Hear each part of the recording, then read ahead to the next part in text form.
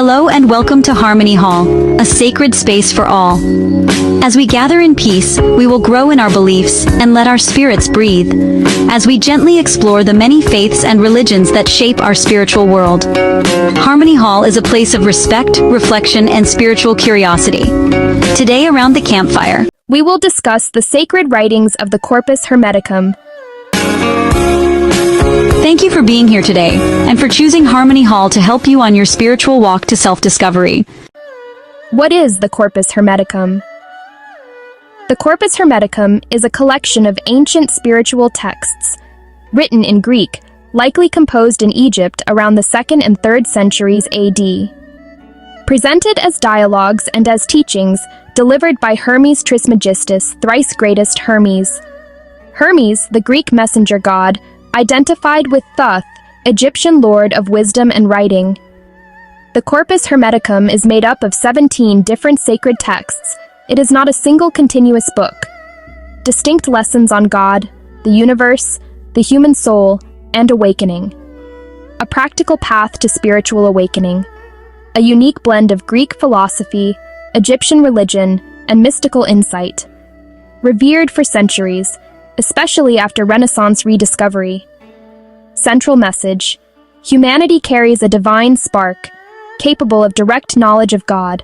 Gnosis, not mere facts, but transformation. This knowledge heals and liberates the soul. Not dogma, but a guide for the inner life, a look within. Its conversations make profound ideas accessible and personal. Through light and darkness, sleep and rebirth, the soul learns to transcend. Creation is a living image of God. The Corpus Hermeticum is a book to be read. The Divine Vision, Sacred Text, 1. Poimandres. The opening text recounts a powerful mystical vision. A seeker in deep meditation feels consciousness expand. A vast being appears. Poimandres, the mind of the Supreme. Not speech alone, but a transmission of knowing. The vision reveals origin, nature, and destiny. God is boundless, eternal light, a living mind.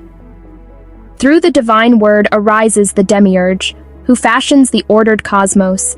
The universe unfolds in concentric spheres down to earth. Sacred Text 2.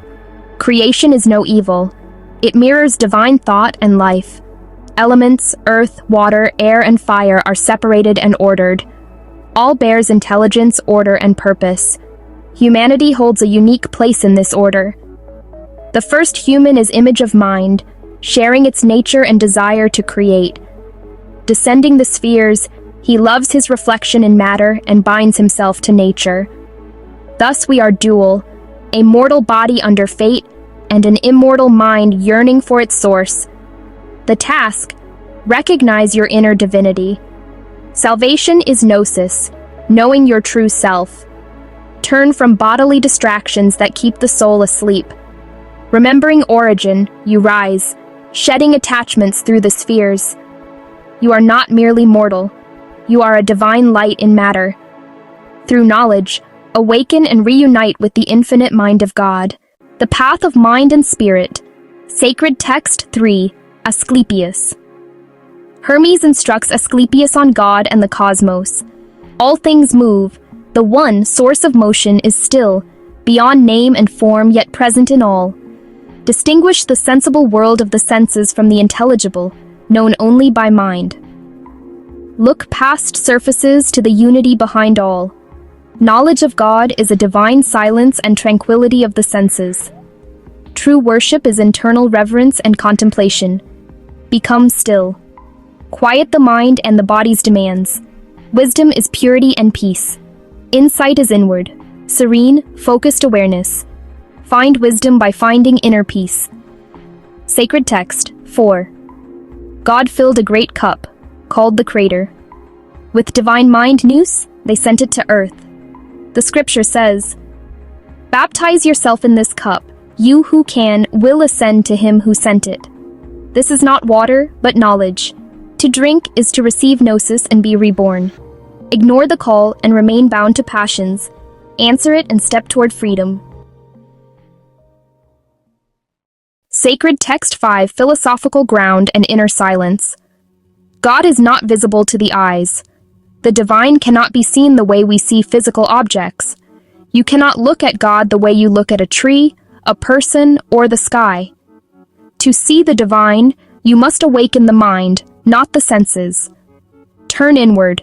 Step away from noise, distraction, and sensory overload. Hermes teaches that this is the philosophical path. Not ritual, not sacrifice, not external searching, but inward reflection.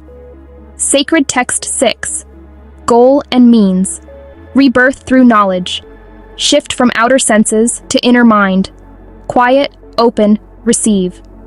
The way is straightforward for those who seek it. Sacred Text 7. Ascending the spheres. God is invisible to senses yet visible in creation's order, the sun, the moon, and living design. Practice. Perceive the mind at work in all things. The good is not in change, lack, or suffering. The world is beautiful but not ultimate. Do not chase pleasures, wealth, or honors. They fade. Seek God to share true good and peace. This sacred text points from attachment to a purely spiritual aim. Ignorance and lack of gnosis is a root of suffering. Ignorance is drunkenness and sleep. The soul chained to passions. It breeds fear, greed, anger, a cycle of suffering. Turn toward knowledge, break chains, begin the ascent to the good. Sacred Text 8. Nothing truly is destroyed, forms change, and fear of death dissolves. Hermes argues that destruction, as we commonly understand it, is an illusion. Things do not vanish into nothingness, they transform. What we call death, or destruction, is actually dissolution, separation, rearrangement, not annihilation. This is the philosophical core. When something changes form, it hasn't ceased to exist. It has shifted condition. Hermes suggests that people fear death because they misunderstand it. They think death causes total ending. But in Hermetic philosophy, death touches transition. Fear dissolves when knowledge replaces ignorance. The universe is governed by cosmic order. Nothing falls outside divine order. Everything moves according to cosmic law. So death is not chaos. It is part of structured transformation. This removes existential panic. The scripture says the body dissolves, the soul returns upward. That's why fear is unnecessary. Sacred Text 9. Separate sensation, bodily for matter, from thought, immortal for intelligibles. Make yourself a stranger to the senses. Awaken your divine thought. Sacred Text 10. Sums the doctrines, God as mind, creation's process, humanity's dual nature, piety and philosophy lead to rebirth. Transcend the body and the seven spheres. Unite as light with the divine. Live dedicated to the sacred pursuit. With understanding, unlock the cosmos. Sacred Text 11 comforts. The tools of liberation. The divine mind speaks. The divine mind speaks directly to Hermes, offering reassurance. Humanity is not separate from the divine. We share in the very mind that orders the cosmos. The comfort in this text is not emotional soothing, it is intellectual awakening. The scripture says, "You are not abandoned. You are not separate. You are not without access to the divine. You simply must awaken to what you already are." Sacred Text 12. On the common mind. One mind connects God, humans, and even non-rational animals. The difference lies in its use. In humans, mind can become nous, capable of knowing God. The divine statue maker forms all. Use mind to contemplate the Creator. Intelligence permeates creation. Sacred Text 13. The Secret Sermon. Step-by-step inner rebirth. Hermes guides taught through transformation. Rebirth. Silence the senses. Expel the 12 torments. Greed, deceit, anger, envy, ignorance, grief or sorrow, lack of self-control, lust or desire, injustice and treachery. Replaced by the 10 powers. Knowledge, joy, truth, self-control or confidence, perseverance, endurance or patience, justice, generosity, goodness, life, and light. It culminates in vision and union with all, a literal manual for mystical union. Sacred Text 14, a hymn to the one and all, God known by mind, not senses, worshipped by grateful song and reverent thought. The Corpus Hermeticum as we have it today contains 14 complete texts. But historically, the collection was not originally 14. It was part of a larger body of Hermetic writings. Some additional texts were known to exist, but are now fragmentary referenced by later writers, or completely lost. So in some traditions or scholarly reconstructions, people refer to 17 total writings or sometimes even more, but not all of them survived. So why do some lists say 17? Because ancient sources like Stobaeus preserved fragments of additional Hermetic texts. Later editors sometimes numbered those fragments as sacred text, 15, 16, and 17. Some medieval manuscripts included additional Hermetic materials and continued the numbering. Scholars believe more texts once existed in the collection. So you might see 1 through 14 numbered on the surviving core Corpus Hermeticum. Sacred Text 15 is lost and fragmentary. Sacred Text 16 only remain in fragments, but a portion remains. The fragment defines God, matter, eternity, time, cosmos. Time as a moving image of eternity. The world as reflection of the intelligible. Sacred Text 17 only remains in fragments, but a portion remains. Concludes with hymns. Nature, earth, heavens, plants, animals all praising the one. Live with piety and wisdom and return to the source. But in most modern critical editions, the official Corpus Hermeticum stops at Sacred Text 14. Across all sacred texts, God is the transcendent one and the immanent mind whose thought orders the living cosmos. Hidden yet revealed, a central paradox. The journey is inward and upward.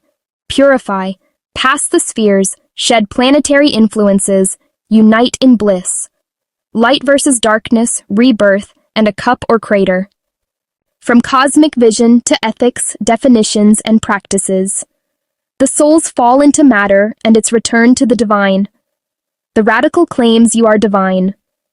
The truth is not in institutions or ritual, but within nous, your own consciousness. The obstacles are attachment to body, senses, and material concerns. Always remember, liberation is knowledge that awakens and frees. A coherent guide to spiritual life through the writings of the Corpus Hermeticum. Thank you for joining me today on this sacred walk through time. Here in Harmony Hall, we gather in peace, grow in our beliefs, and let our spirits breathe, as we gently explore the many faiths and religions that shape our spiritual world. Join us next time, as we continue this journey of wonder, wisdom, and reflection, because here in Harmony Hall, all religions are welcomed and every voice is heard.